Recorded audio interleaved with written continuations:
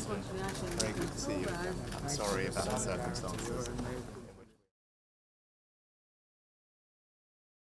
Welcome, Prime Minister. We are extremely grateful for your visit to Israel, because you've come to visit Israel in our darkest hour, but we will overcome and prevail, and it will be our finest hour. I'm basing myself on a quote from Winston Churchill, because I'm reminded every day now about what my late father, Chaim Herzog, told me about the days of the Blitz in London. He was there as a student in Cambridge, and volunteered to help the civilian guard under bombardment in London, and then thereafter went to and joined the British Army and fought in World War II in the worst of battles. And he always told me what impressed him most was the incredible spirit of the British people under fire. This is the spirit, Prime Minister Sunak, that you will see here in Israel.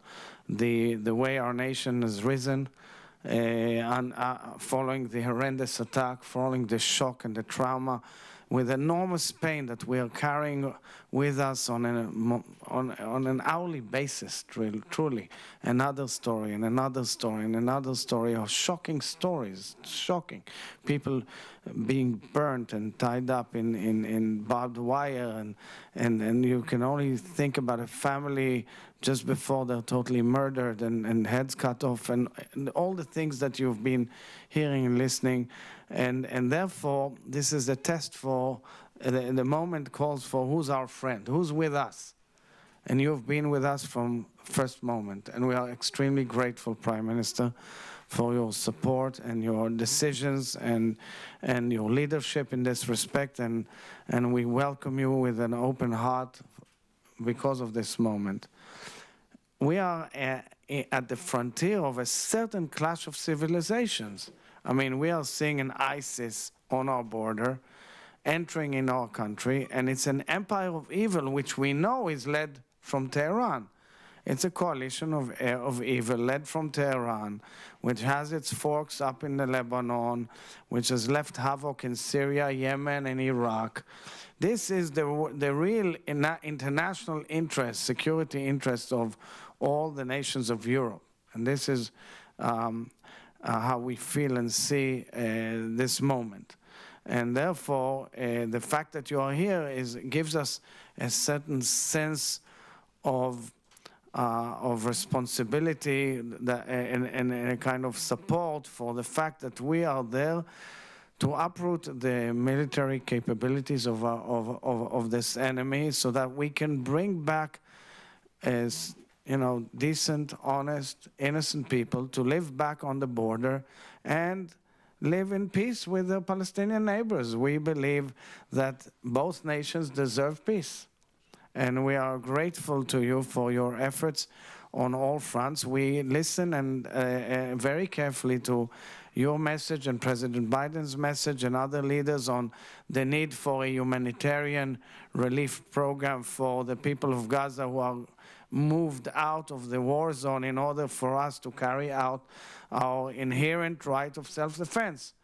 And I thank you for your very strong support for a right of self-defense, and your support of the Jewish community. Your attendance in the synagogue in Finchley meant so much to the Jewish people and the Jewish world as such, and I'm grateful for that as well.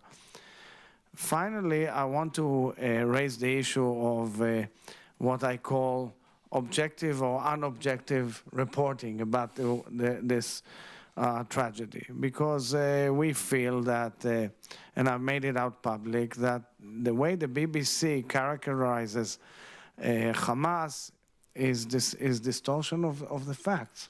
We are dealing with one of the worst terror organizations in the world.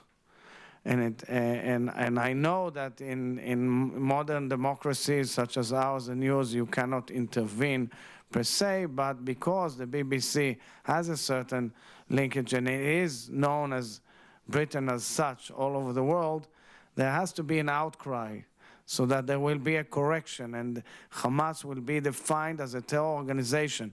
What else do they need to see to understand that this is an atrocious terror organization. So thank you for your support, and welcome. Well, President Herzog, thank you for the warm welcome. It is a privilege to be here at this difficult time for you and for your people, but I wanted to be here.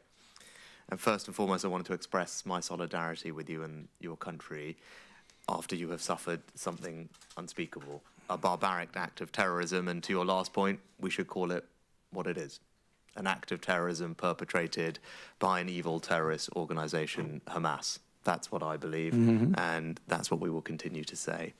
And in that vein, we will stand with Israel.